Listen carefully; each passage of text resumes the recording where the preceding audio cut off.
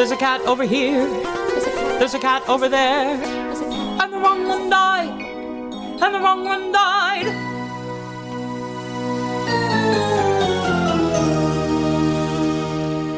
Welcome to The Wrong Cat Died, the podcast breakdown of the catastrophe. I'm your host, Mike Abrams, and today we have another amazing guest. He happened to be out of the show when I was in Washington, D.C. to film my 100th episode with the Cats Tour, but I am thrilled to have him on the show today. So he was the Rum Tum Tugger on the U.S. National Tour 6 of Cats. Welcome, Hank Santos, and thank you for joining me. Yeah, thank you for having me.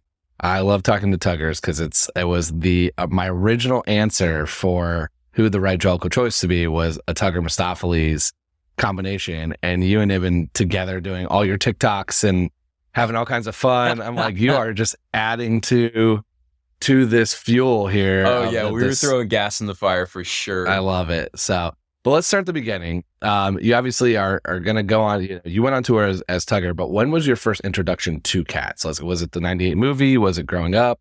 So I'm sure somewhere along the way I did see the '98 movie. I do remember it, but my first experience with cats that I can remember was when I was like 11. My dad actually took me to see the tour when it came through Charlotte. I don't remember.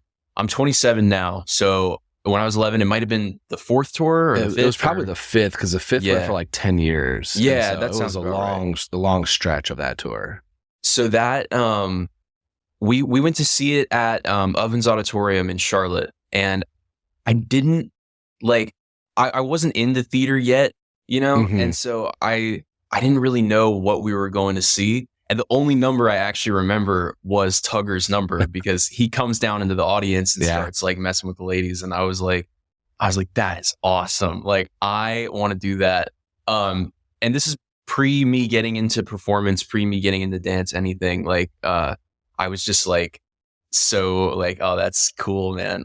Yeah, he's a memorable character because he is it's the confident, it's kind of the rock star-ish, and some of the other ones are different. The numbers are so different and so unique that they're very relatable, but that's one that usually stands out for most people, especially when they can go in the crowd, because you didn't get to go in the crowd, did you? I did not. I cut it pretty close, I think. Unfortunately, to the company, I would as the show went on, I would kind of get bolder and bolder with how far to the edge of the stage I would go with bows. I gave a few fist bumps or paw bumps towards the end there. I stole a couple people's phones and I would take selfies, but I never got to go into the crowd. That's awesome. Yeah. So you're 11, and 11's probably on the verge of a confusing time to see cats. Oh, most definitely. You are probably just starting to understand that you're watching a coming of age story with Victoria and a very sexual orgy at the ball. And that's the fringe number for me. I'm really young. It all is over your head as a kid. Go just enjoy cats. Yeah. Middle, teenager, late teenager, fine. You're an adult to understand what's going on. But that 11 to 13, 14 range is where it's hang on. Hold on. What's There's happening? A lot more going on here. Yeah. So did you recognize any of that when you saw it, or was it just I had no idea what was going on, to be honest. I mean, I remember because I went into it not knowing it was a theater show, if that makes sense. My mom told me about it, and she was like, "Oh, you and your dad should go bond and see the show." And we went, and it was it was just so much movement and color and all this, and so I was having I get terribly distracted anyway. So I was trying to follow it along, and I was like, what is going on, dude? It definitely was I'm sure my dad probably noticed it, but my dad was probably what did I bring my son to? Just Yeah, it's sensory overload, and actually it wasn't until when I went to DC and watched it again live, because I'd seen it in 2016. It wasn't, I realized why I remembered Mungo Jerry and Tugger-Teazer so much. The first time I saw it, I was that whole thing was that number was memorable, and I'm oh, I really enjoyed that. And then I realized in DC, it was because it's the only time I wasn't overwhelmed with stuff going on. I'm there's so much always happening on stage. That's the one time where it's nope, just focus on just these two. No, seriously. And so, it hit me after I saw that first one. I'm that's probably why I liked it, is I I now, like, at least now I know when I watch the show, I understand what's going on because I've spent hundreds of episodes trying to figure out the plot and the backstories. But in a first time seeing it, you don't pick any of that up. No, not even a little bit. I mean, I remember like I wanted so bad to get like a swing out, so I could like sit in the audience and watch the show. Yeah, but I just never got the chance. And we have like a archival bootleg, you know, that somehow made its way onto my phone, and I won't go into details. But I was watching it one night, and I was just like trying to see like, you know, little things that were going on. And I was like, it's amazing how much stuff you're like, wait, that happens there? Like, wait, what? Like, you do this? Oh, this is because of this. Like, you're like, oh, you're piecing it together slowly. But that's after like the fifth watch, you start to like realize all the stuff that's going on. And you were given the story. I mean, like, you were given the actual background. So let's go into that. So you get cast in this show, and you're essentially given the whole plot and the backstory and told everything. Was like your 11-year-old brain just mind blown from that? I remember when it first like kind of clicked that, like, you know, so when Chrissy Cartwright came in to rehearsals, and you know, we do like a felinity workshop, and you know, you kind of crawl around and get familiar with like the movement that goes into being a cat. There's so much of it that it's just so like, oh, you know, like, this is kind of steamy a little bit. Yeah. In some places. Yeah, obviously there's moments that are super, you know, family friendly or whatever. Totally. But it kind of, it takes a couple times to really like sort of understand like just what's going on. And I think that's kind of what maybe deters people from Cats. 'Cause, you know, I feel like Cats is one of those things that it's either you love it or you hate it. Definitely. You know? Definitely. And so like, I think a lot of people just are on the hate train because they just don't grasp it the first time around, because it's literally like nothing else. You know what I mean? I've actually, one of my goals pretty early on with this podcast, once I realized it was going to continue past 10 episodes, was to find someone who could articulate their hate of it.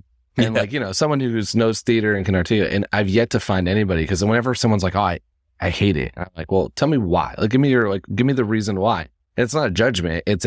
There is no reason. It's the like, I just didn't like it. It wasn't for me. I saw it once. I didn't get it. And I'm like, well, yeah, I mean, nobody gets it the first time they watch it. Like, if you get the first time watch it, I have more questions for you of like, how did you process all of that so quickly? Like, that's savant, basically. Literally, like, going in from like the little bit of memory I had from it when I was 11 to like learning the show. It was like having like, there was no way. I was like, early on, I was like, there's no way I'm going to get all this. Because they're explaining stuff to me. They're like, okay, you and Misto are like, you know, your best friends or whatever. And then you and this cat are like a thing, but it's not like really, we're not really driving that point home. It's just kind of known that you're a thing, but you might have a thing with this cat also. And then this cat, and you hate each other. And then this cat, and I'm like, what are you saying right now? Like, I was like, you know, I was just like, how is any of that like articulated through the ball? You know what I mean? There's so much of it that's just like, it's so subtle in some ways, you know? Yeah. And it's really not, because there's like, it's not spoken word. Like, it's not like we're dating, like, and we're going to say that on stage. It's like supposed to be like a moment where you just give a look, or you kind of have like a dance number together, or like an action. And I'm like, again, there's usually 20 of you on stage when that's happening. And so trying to figure that out it's why there are people that like the super fans have gone like 80 times and go every city, because they can pick out a different thing each time, which is what I think is really cool about the show is you can watch it over and over and over again. And especially live, you know, like not the 98 movie where it's like you're just being fed the version each time. But if you go watch it live, you can pick up a different moment. And I know you all take like, without changing the show, you all have the ability to make minor tweaks here and there. And especially your character, you have a lot more freedom of like, it's almost encouraged to take some small, you know, opportunities to play and have fun with it. Yeah. I've gone off the rails once or twice, I think, to where I could have needed somebody to come in and go, hey man, relax. That's my favorite question I asked a Tugger is, what was your favorite couple like liberties you took? Like, what's some of the times where you pushed it? Oh man. Definitely For starters, definitely the selfies at the end of the show. Because, you know, with the COVID era rules, it was never explicitly said that I couldn't like go into the audience and mess with people, but there were definitely a couple times where like I stole phones. I would like, you know, pick a kid's hat up off their head or whatever and like pretend to put it on. So definitely like the audience interaction, especially in my number too. I think in the Tugger number, there were a lot of moments where I was really messing with the people in the front. I think I got somebody to leave one time actually, because I think I was messing with his wife a little too much. and then all of a sudden Act 2 begins. There's a big gap in the front row, and I was like, "Whoa, whoops! All right, dial it back." Yeah, that you might have caused a marital riff on the way home. Yeah, you know, Tugger definitely tests the strength of the relationships in the front row. I love it. It's you know, and if you angered if it was a husband and wife, if it was, you know, a male female type of relationship, they didn't get the Bomb Ballerina McCavity song. Like the second act has another number. I know you gotta sit through stay. it. Gotta stay through the whole thing. Yeah, that's wild. It always amazes me too when people get up and leave. I've never thought about getting up and leaving for a show, even stuff I haven't enjoyed. I'm like, let's see it through, you know, like, it's in 2 hours. Like, I mean, I take everything personally, you know, so I'm sure maybe they just, you know, wanted to beat the traffic or whatever, but I'm always like, that was me. I did that. I am, I'm also just like, what are you going to do with that extra 35, 40 minutes of your life? Like, what did you get? But, I know. Yeah. So you grabbed some phones, but you didn't, cause like, I know in 16 and pre-COVID, like you got to like go out into the crowd. So you were kind of confined to what could you reach? Oh, if I had my way, I would have left the theater. Yeah, you know what I mean. Like I'm very like, if you give me an inch, I'll take a mile. You know what I mean? Yeah. And so there were a lot of times where I was like, I'm also big on like ask for forgiveness, not permission. Yeah. You know, so like I was like, can I go into the audience and just say F it and like, you know, do it anyway? But then like I was like, no, because I got to get back, and you know. And then I get backstage and everyone, like at Bows, everyone's like been waiting on me, and they're like, dude, we got to load out. Like, where have you been? You know what I mean? If you had the freedom during your number to go do anything you wanted, what would have been the thing you'd want to do most? Depending on the crowd surf. Crowd surf. I like, love it. I'm like half kidding too. Like there were times where I was like, could I be the first Tugger, like crowd surf? Like, you know, that would be kind of sick. Yeah. Like, just dive out backwards. Just dive, you know, like fully like have somebody catch. And like there's been crowds where it's like some of those venues, especially like the stadium style venues in like Canada, I'm like, oh, you can easily get like all the way to the back, you know? That would be probably the most insane bootleg video ever, is if you jumped out and crowd surfed. Fired instantly. Like literally. You know, I disagree with that, because I think that the whole point of Tugger, like the character of Tugger, is supposed to be pushing that boundary of like, you don't care. Like that, Tugger's not supposed to care. And crowd surfing would be very on brand for Tugger. Yeah, definitely. I see a future where Tugger gets to crowd surf, definitely, or something along those lines. Like, I just like, I don't know. I love messing with people when I'm in a position like that. So like, I spend half the show literally just like winking at people in the front row, or like staring people down or whatever. Like, I love the audience interaction aspect of it. I wish you got to do green eyes in the crowd back in, like, because that's what they used to do. They like roamed around in the beginning before the show to like work your way up onto the stage, and it was just purely messing with people, because I wasn't prepared for it, and it scared the living daylights out of me when the lights go down. That's another thing that I remember from earlier, the show that I saw when I was younger, was the whole audience, like when they come through the crowd, you know what I mean? They start there. Yeah. And that's a pretty jarring moment for anybody. I mean, I think that's why like a lot of people also get like a little nervous. They're like, oh, don't look at me. I wasn't ready for it. No one warned me for it. You know, lights go off. You were kind of looking on the stage. I'm picturing a very traditional 80s music, like musical theater. And then all of a sudden there's one to my right, and it's like, it's dark, and it's like the whole thing is the lights, like their eyes flash green. And I've heard some stories of like little kids have turned and punched, and people, I'm like, like there's been some stuff of like you've scared people too much, but as someone who would enjoy mess with the crowd, it's like you get to really go after them at the beginning. Oh yeah, that would have been one day. Hopefully you'll get to do this again. I would have been a nightmare. Like you would have been the one getting punched. Oh, I would have instantly. Yeah. So let's go back to some of the stuff that you were told. You know, you talked about how it was a little bit like that you're maybe dating and your friends and here. What is Tugger's relationship story? Like, what were you given from Chrissy and the team on what you needed to know about Tugger's like life?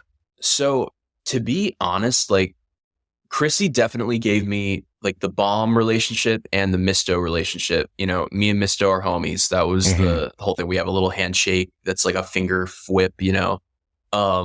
Very 90s kind of surfer moment, which I was like, I don't know, can we change that to like a dap or something? Like, but with Bomb, she sort of explained to me in rehearsals the difference was that like she said Bomb is real sex and Tugger is kind of all talk. You know what I mean? She was like, there's a part of Tugger that's not so follow through when it comes to a lot of the stuff that he totes on about. You know what I mean? So there's moments where Bomb sort of overpowers him in that way because she's actually like about it. And whereas Tugger is kind of like, he comes out there and makes a show and is all, you know, whatever. But, you know, his follow through might not be really there. So there's moments like in his number where he's like, oh, I only like what I find for myself. Kind of like okay, like she's really moving in. Like, hang on, I gotta still, you know, you know, show off a little bit.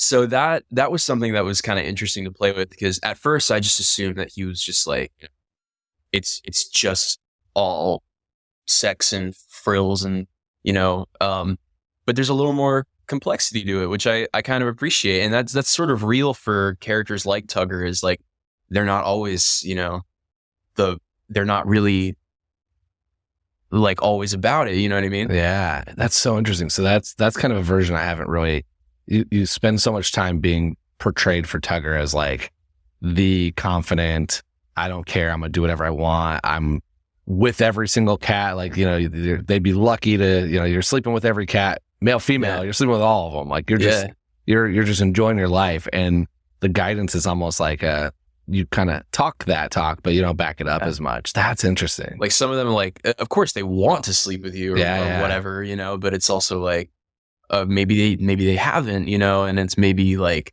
but you know, I also like, I love the confident, boisterous aspect of Tugger. So, you know, I do play it up quite a lot.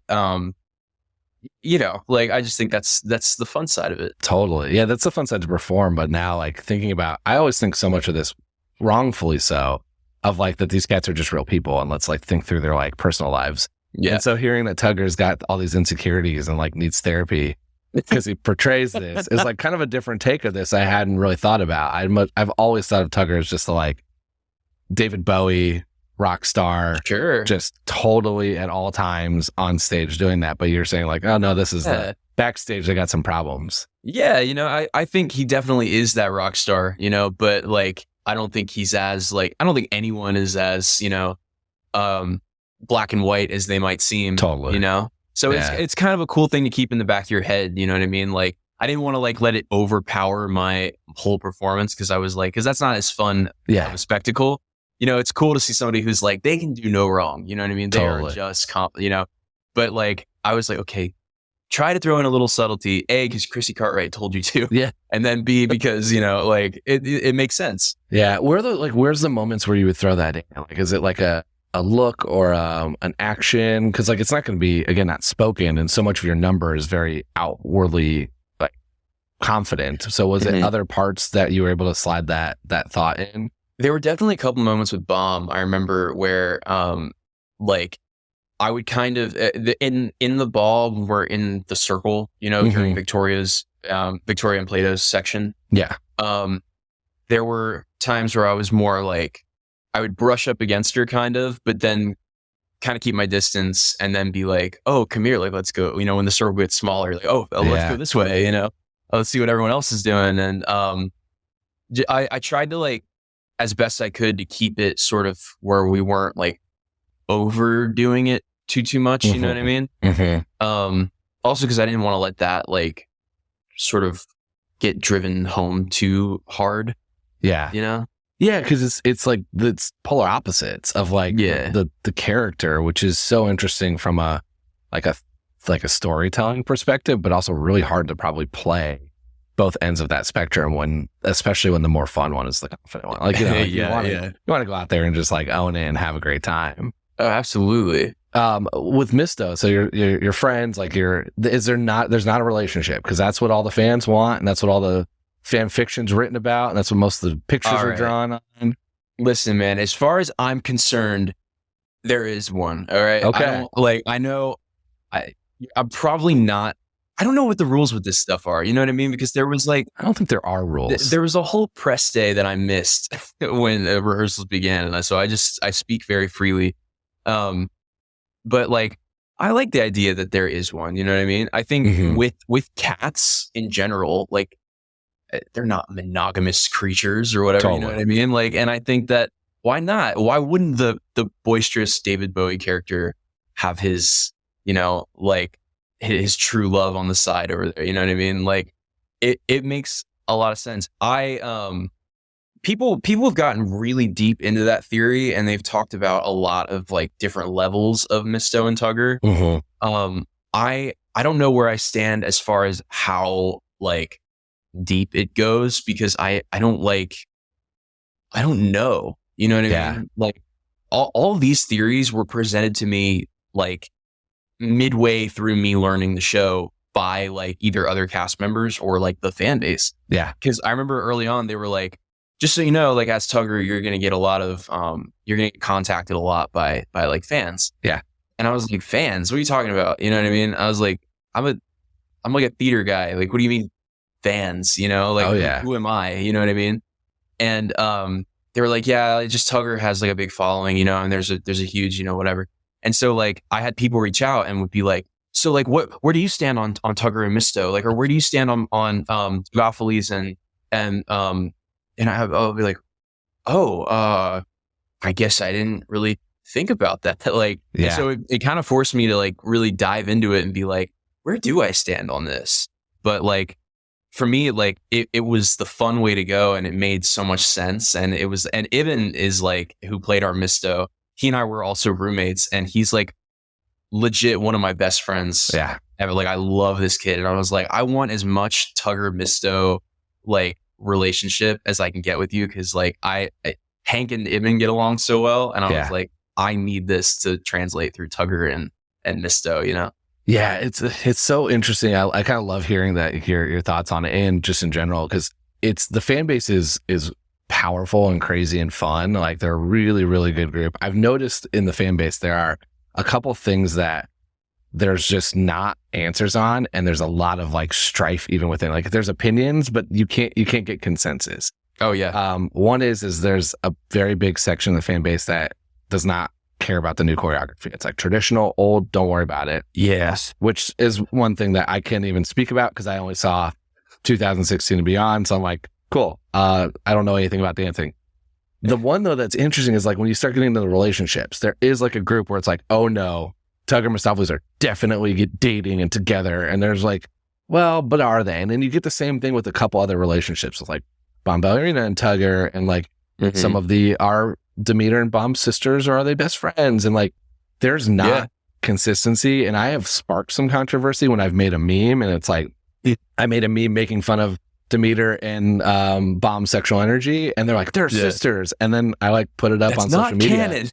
And I got half of the crowd. It's literally half and half. It's like half are saying sisters, half are saying friends. And so there's not right answers to this, because there shouldn't be. It's not what's part of the story. It's what makes the story so fun, because it was a world created and you can have all these different things, and they're cats. So like, to your point, they're just cats. They're not male, female, they're cats. Like, so I think it's really cool. It's a part I like about this most, because it allows me and other fans to create other parts of this world that don't exist. Yeah. And be able to say like, well, what did Grisabella do when she left the tribe? Like, I have theories, but nobody's ever got an answer to that, because it wasn't ever really talked about, because it's not relevant to the 2.5 hours you're doing on stage. And that is what's cool. There's a Tumblr, there's a group of cats fans that write cats in like everyday interactions on Tumblr. It's a community. I've seen a couple of those. I think it is awesome. Like, I got so sucked into it early on because like everyone was like, oh, just so you know, the Tumblr fan base is pretty big. Yeah. And I was like, I haven't been on Tumblr since I was like 15, you know? So I was like, oh, let me check this out. I and can't I was like, do this it. is so sick. Like, I can't do it. I'll lose so many hours if I get into it because I get sucked in. I know too much now. Like I could write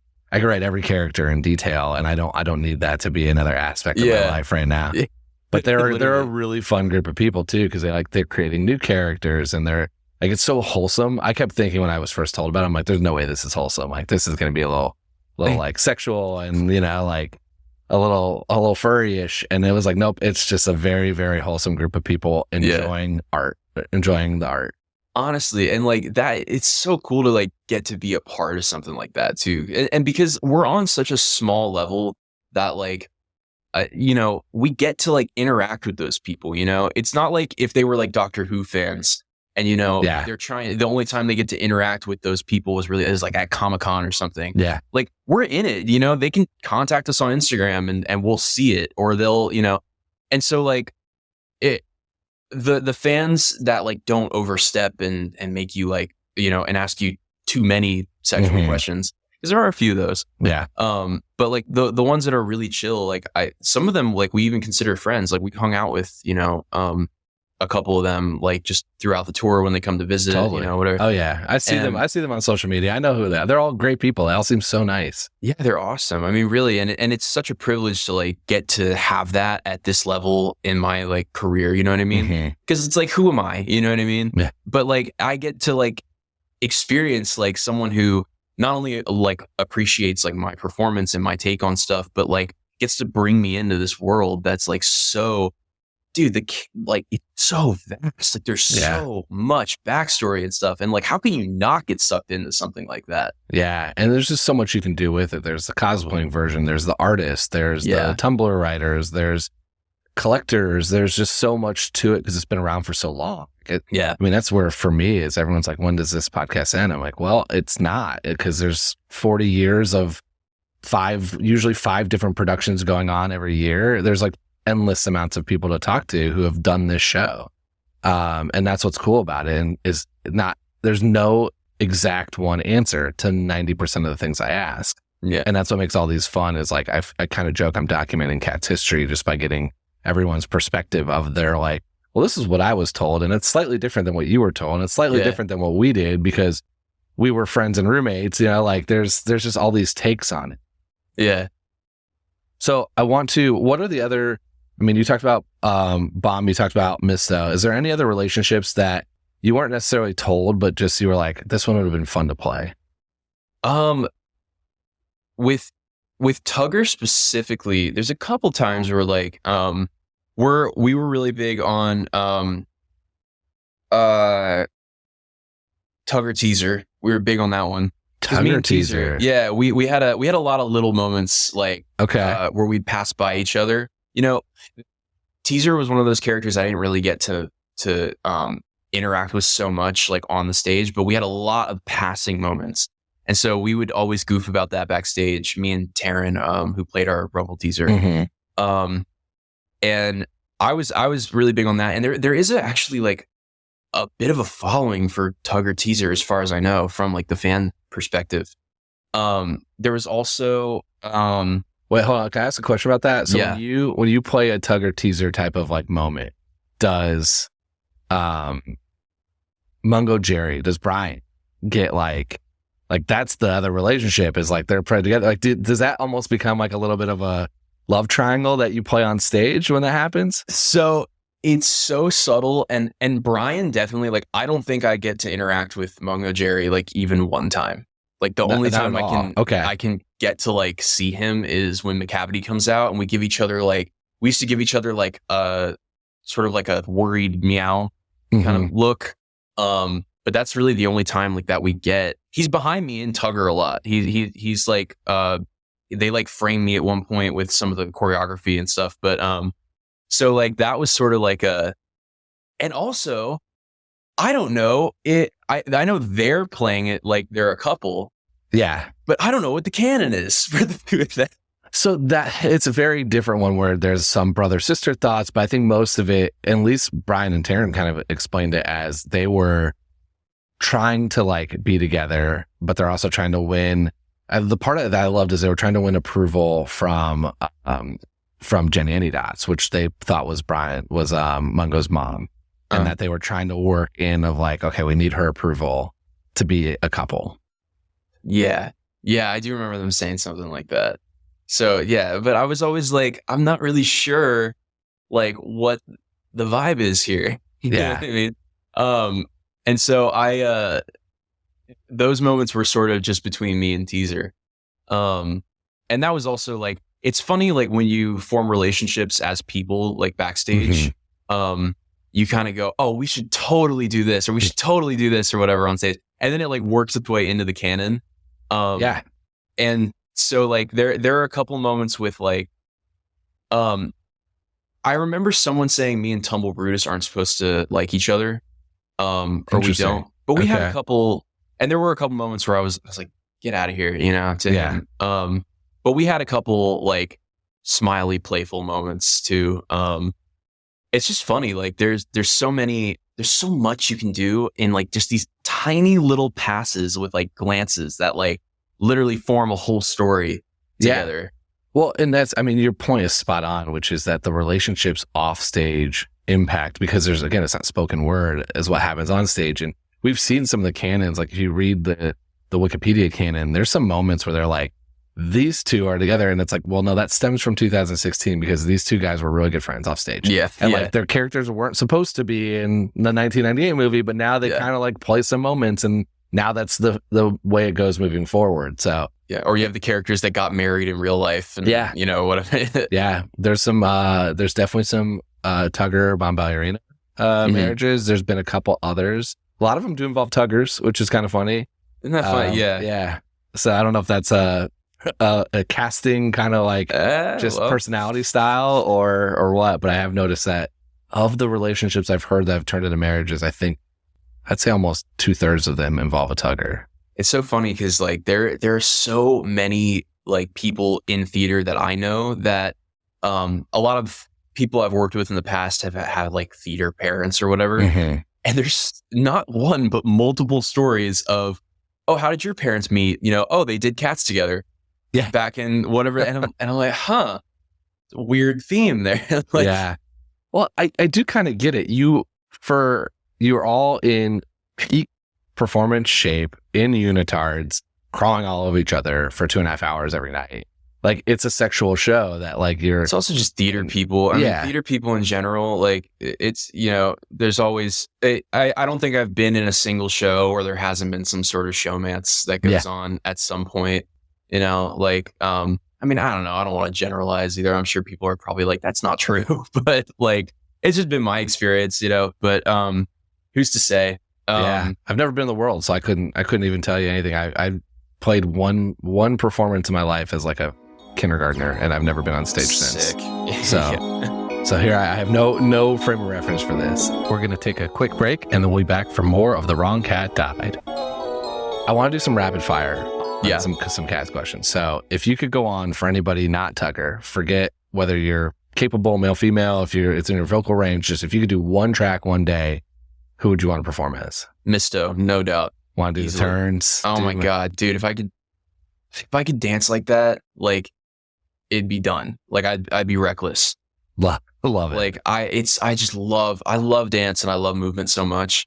And I have such a little background with it. I did like competition dance when I was like an early teen, only for like 2 years.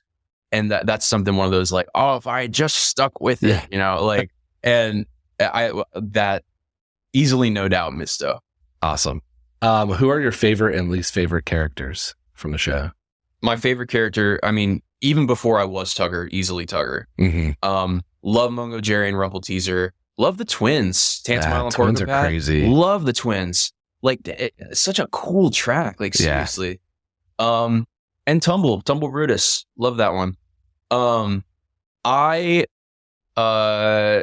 far as least favorite, not really sure, honestly. Like, that's not something that I've ever thought about. I guess like, oh, dude, I don't know. I don't see Pounce a lot on stage, and so like, but that's like as far as like from a Tugger perspective, I don't see him on stage. I know he gets seen by the audience quite a bit, but just like I guess I don't know which cat personality, if you took the people out of it, like if this was the like just the way that they're supposed to act, would be the one that you would get like you wouldn't get along with in real life. Which cat personality would I, as Hank, not get along with? Oh, dude. Probably Alonzo. Okay. Tulane. Okay. What is your favorite song from the show? Tugger. Oh, yeah. Easy. Just come on. All in.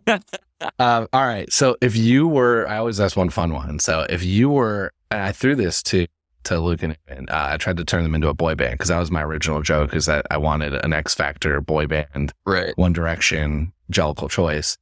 So if you were with Misto as a boy band, Tugger Misto, who are you filling out your boy band with from the other cats? Like, what are the other cats you're adding to your boy band? Definitely it would be like Tuggers, the bad boy, crazy one that eventually goes solo. Mm-hmm. We got Misto, the sweetheart. And then I would say I need Tumble in there somewhere. Okay. I just feel like he could do like the crazy choreo and dance moves and then be the spectacle of the group. I kind of want Plato in there. Our Plato, especially Sam Buchanan, we call him Big Sam. He's just this tall, gorgeous drink of water who like you just need as a part of it. Yeah. And if it was a 4-piece, I would leave it at that. I could see adding Monk, to be honest. Adding Monk. Yeah, that's I see. Okay. Just kind of like the more like downtrodden, serious one. Yeah. You know what I mean? I like that. I thought about this when I first made that joke. I'm like, all right, how do I expand this out? And I thought what first came to my mind was, well, you're going to be funded by Buster Jones and you're going to be managed by Skimble Shanks. And so I was like, well, I got that part out of the way. Now what's next? Who actually is going to perform with you? So I like those answers.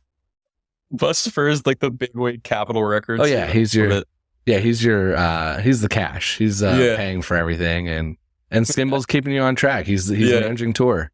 Yeah. I love it. All right. This is the $1 million question. I've argued at length that I don't think it should be Grisabella as a Jellicle choice. So I want to hear, do you want to defend Grisabella or do you want to make a different Jellicle choice, and why? Oh man. I thought about this so hard even before coming on, and I was just like, I don't know. Cause like, I'm really split on the decision. I think Grisabella needs to be put out of her misery in a way, but also like, I think there's something to be said for like, can't we just take her in and clean her up a little bit and help her out, but instead of just making her, go to the next life. And part of me is just like, I think Gus the theater cat is a perfect example of someone who's lived the life. They did it. They have literally squeezed the last drop out of who they are and like what they do. And then it's just time, for them. So I think Gus the theater cat is like the obvious choice in my opinion. So I do keep track. So if you're picking, what am I putting your vote down as, Gus or Grizz? You can put me as Gus. Okay. Yeah. I don't think Grizz. I think Grizz could have gotten cleaned up in this time. That's my current argument. I mean, my joke was always the Tugger Mistopheles together, One Direction type of thing. And I think there's an Edwin Drew style, like let's let the audience vote on who's their favorite performance that night, like who should go. Which I think brings a whole nother layer to this. But my real answer, and I think I noticed it's because most of the Grisabellas now are younger, is they don't look as like weathered and worn of like that, oh my God, they're not going to make it a year. It's like, let's stick her back. The family's welcoming her. Let's let her have a year. Give her some time. Let her, get back to it. Still be glamorous. Still be, like she can go next year. Yeah, exactly. There's time. Did your cast ever talk about this much? I mean, I heard that they did it the week I was coming, because obviously that was like, I sparked it a lot. But did you ever discuss this? We didn't early on in rehearsals, we most likely did. And I was so chaotic trying to learn the show that it slipped over my head. But there was a moment in rehearsals when the story was finally starting to click for me of like what was going on. where we were just doing like a stumble through walkthrough, like just to get the the stage spacing down. And John Anchorbow, who played our Gus, turns to our Jelly Lorm and he goes, "Well, maybe next year." And it cracked me up so hard in that because I was starting to get it, and what was going on. And I was like, oh my God, put this guy out of his misery, please. Like, it wrecked me. I thought that was so funny. So that's sort of where my head's been at, like, since then. I was love it. Yeah, it's gotta be Gus, man. I love it. That's such a great story too, because it's how they have to play it and feel like every Gus I've talked to has to almost sell themselves on like why they shouldn't go, like, to play it every night. Yeah. Because they should be it. And in a lot of cases, a lot of people think that they actually were it until Grizz came back. It was like, this was your year. And then all of a sudden she came back and ruined it. And they have to like accept that. And they have to like figure out whatever acting method they need to be able to do that every night and not be angry. And so every Gus, I'm like, no, you can say yourself. Like, it's okay. Well, we all know it should be you. Yeah.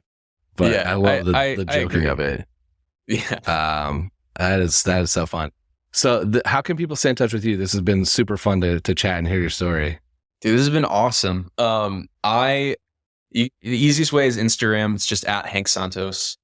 Also, I'm trying to stay relevant on TikTok, man. I swore I wasn't going to do TikTok, and then I started making Tugger Talks, and they did pretty well. So I was like, oh, now I have to milk this for every drop. So I told your entire cast when I was with them in DC. I told everyone that I was talking to that was doing a regional production, the Cats transition TikToks are so easy and well done. And then someone framed it for me. They're like, well, not really, because once we finish our makeup, we're like about to go on stage and like not ready to go do stuff.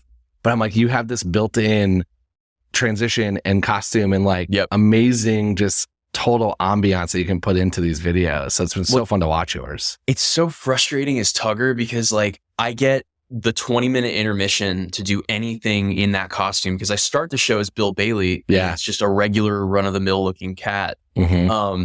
And so like all of my TikToks as Tugger, I've sweat buckets and like half the makeup's gone and like the wig's starting to come off and I'm just a mess. So I'm running off stage like reapplying my makeup, like, and they're like, are you good, dude? You need water? Anything? I'm like, no, I gotta make a TikTok. Hang on. Yeah. I didn't even think about that because you started as Bill Bailey, so then you redo your makeup, right? Like, I add Tugger. Black lines and like some glitter and some other things. So you couldn't do the like pre-show in your just your normal every TikTok clothes. That I've made is always at intermission, and it's always like I guarantee you I'm soaking wet. Yeah. Like, because I sweat buckets in that vest and that fur. Yeah. And so like, but I wanted to do more because like, for me specifically, like I have like a sleeve of tattoos and I don't, the TikTok that like did the best for me is like, I come out, everyone says I look like an alt boy that transitions into like a theater boy, like, and I always thought that was cool because I was never really like, I wouldn't really classify myself as a theater kid anyway. And I love the juxtaposition of like, having like my tattoos and my, piercings and the edgy look into like, I'm the Rum Tum Tugger in Cats the Musical, peak theater, like as theater as you can get. And I was like, oh, dang, I wanted to kind of milk that a little more. But I'm glad that they did well. That was kind of sick, honestly. Yeah. I've as someone who pretty much only makes memes on TikTok, and because I don't need to be in it, can't dance, I'm sitting there going like, you all are professional dancers for the most part. Like any trend that you see, it's like y'all can pick that dance up in 5 minutes, and I'll never be able to do it. So yeah, it's like you're built for TikTok. You also feel like such a jackass during intermission when like everyone's so tired and everyone's sweaty and like you're in the middle of a split week or whatever, and you come in like their dressing rooms and you're like, does anyone want to be in a TikTok with me real quick? Like, and everyone's anybody want to dance chugging water? Like, no, go away. Like, you know what I mean? And so like I've tried to like, I have a couple in my drafts for like not finished because it was like, a very ambitious like start to I wanted to involve everybody, you know what I mean? Yeah. And we're at the point in the contract where I would come back and like, okay, so I need Bomb right here, and then I need Vic over here, and then I need like Misto in my back, and then I need Dude over here, and like everyone's like, dude, go away. Like what? Like we're exhausted. Like enough. And you're just like, you feel like so like, oh, okay, my bad. I still think you should have done more. I know. I agree. But I get it. I totally understand. It's like mid show. It's really tough. And it's not like you're putting this on just for, for fun on a Saturday. It's like, no, you're going to work. Yeah. And you're trying to like do this content in between.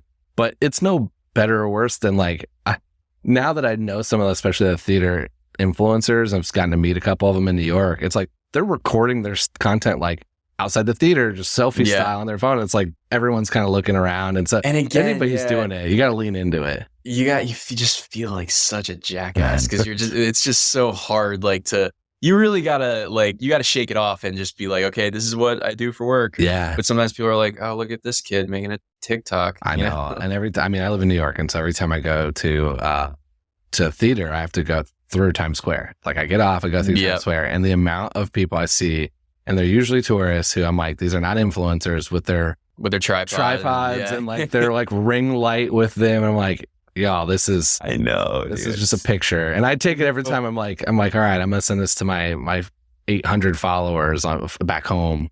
Like this is.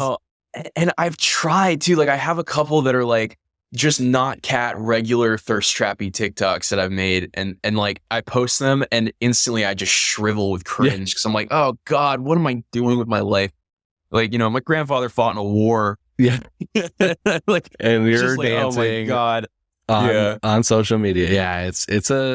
We're in a different era.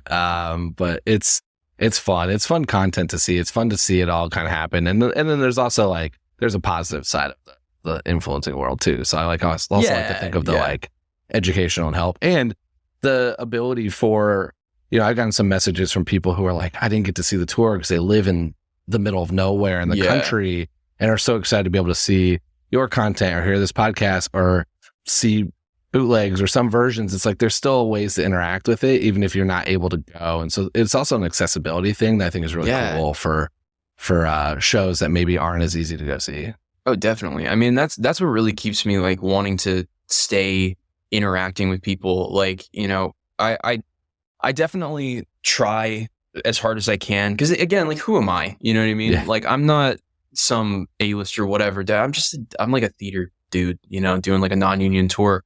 And so when people reach out and they're like, oh my God, like I wanted to see you so bad. I love your content, like, or like you inspire me or this and this and this. I'm like, I want to keep interacting with that because like I know how much it would have meant, because usually it's like, sometimes it's like teenagers or whatever. Sometimes it's like people who are kind of in that period of their life where they don't really know what they want to do. And it's a scary moment for them. And this gives them a lot of comfort. And like I want to be somebody who can like, talk to those people and give them that back, because they're giving me a career, first of all. Yeah. And, I really just want to, like, I don't know, just I like to interact with people. Yeah, they're fans. It means a lot to me, that they're willing to like do all this like background canon theory stuff, and like it means so much to them. And I'm like, oh, this is awesome. Like, I just want to, shout out to them, honestly. Like, it means the world to them to have that interaction, and it's like it's such a simple, easy thing to do too. So it's like to keep that perspective is awesome, and it's really like they're the ones, like the show doesn't go on if people don't buy tickets. Like it's like, you can't. It wouldn't be going for this long if there wasn't that fan base. No, legitimately, like we've had fans that have come out to probably like 30 cities. You know what I mean? There's been ones that have like repeatedly seen the show, have followed the show around. And some people are always like, are you cool with that? Like, whatever. I'm like, of course I'm cool with it. What do you mean? Yeah. Like, they're coming to they're buying the ticket to keep me in a job. Like, and they're also very nice people too. And they show a genuine interest in this stuff. And like, naturally you have one or two like people that sort of overstep and kind of push your boundaries a little bit when it comes to like bringing it into your personal life. Mm-hmm. You know what I mean? But like, that's anything. I mean, that's Cats. That's any other Totally. show, you know? I've never understood the criticism of like the going to see it many times, because I know it's not a complete apples to apples, but like I'm a huge sports fan and I go to games. I've gone to other cities to go to games. Those games don't dramatically change. Like like for the most part, especially once you get to like the pro basketball games, like they're pretty much the same every place you go. It's the same type of fandom and it's the same type of interactions with the players as it is with the actors. And there's people that it means the world to go get an autograph and to say hi. And then there's some that will cross the line, and that it's just like so many, it's art. Like it's so many things that are like that. And it's always strange when there's hate on the group of maybe not just Cats people, but like a theater person that goes and travels, and it's like, oh, but it's normal for a baseball fan or a basketball fan or whatever. Yeah. So I think it's like, this should be normalized. Like it's a fan. Absolutely. And every show is different, you know, in a way. Like I always think back to like when we started the tour in like Modesto and San Jose, when I was like a nervous wreck doing the show because I just learned it and I was following the footsteps of like Zach Bravo and people who were so good at the role and so like well loved within the community. I was terrified at first. And then like at the end of the tour, I'm this big confident, I found my own Tugger, whatever. And I'm like, oh, I wish those people in San Jose that were so sweet and so cool, like, you know, got to see the Tugger that I am now and like all this stuff, you know? So like, I have no issue when people choose to follow the show because I'm like, great, you get to see the evolution of, and there's just a natural evolution that happens in theater too. Like you get a little bored sometimes of doing the same thing. So you change some stuff up. And that's why like dance captains and people are there to be like, hey man, reel it back. Too like, far. Like you're not doing this anymore. There's too much this, too much, you know, it's always different. And I'm like, why, if you are a super fan of the show, would you not want to get to see like that kind of stuff? Totally. I mean, I also think like you make like small changes every day, every performance. And then I just go back to when I was there in DC that Friday, I gave almost, I would say half your group a very, very unique thing to try on stage, which was like so fun to do. It wasn't material, but I noticed some of them. And then I did see it the next day. And those decisions weren't made that next day because it was like, we'll try it. This one didn't work. This one maybe did. Yeah. So it's like those things are going to be different every time. And it's just where do you look and how does it happen? And especially on tour, you have so many swings going on constantly too. Exactly. I was about to say that. Yeah. Like when the covers go on, like, God, there was a night in Thousand Oaks where it was literally like we had like 9 people out. Yeah. And it was like, it was a completely different show. It was literally like our Skimble Shanks was Gus that night. Our Gus was Deuteronomy that night. We had a completely different bomb. We had a different Demeter, different Teaser, different Tumble, different Alonzo, different, like, it was like everybody except Tugger and like Cassandra. I don't even remember, like everybody was a different role. It was like everyone took one step to the right and just filled out another cat. That's so fun. Yeah, but I'm like, if I knew the show and like had seen like the regular like everyday people go on, and then you see like, you know, that must be like, it was cool to get to be on stage during that. But I was like, imagine if like you know the show and like, you know, you see a completely different version. And you see, because it's everyone will have a slightly different take on their character. So it is every time is going to have a tweak. So it's why it still goes. It's why the fans will go many times because they'll watch one character that night or they'll watch like a different person going on. And there's a big group of like theater fans that the minute they hear somebody's covering or going on, they're like running to the theater. Yeah, they get excited because it's a different version, which is what's cool about it. Mm-hmm. So, well, this has been so fun. I appreciate you taking the time, and everyone should follow along with you to see all the cool things you're doing and like your TikToks and yes, please, and encourage you to make more by liking the TikToks so you can go out in the middle of Charlotte and film some stuff where everyone's looking at you. I need the engagement, man. It's a new world out there. I love it. This has been so much fun. Yeah, it's been awesome. Thank you so much for having me. I'm glad I finally got to sit down with you. I know. Finally got to do it. I know it was didn't work out in DC, but here we are today. So yeah. Well, this has been so fun. Thank you, and thanks everyone else for listening to this episode of The Wrong Cat Died, the podcast breakdown of the catastrophe. To follow along, you can subscribe on Apple Podcasts, Spotify, or anywhere else you listen to podcasts. Follow us on Twitter, Instagram, or TikTok at The Wrong Cat Died, or check our website, thewrongcatdied.com.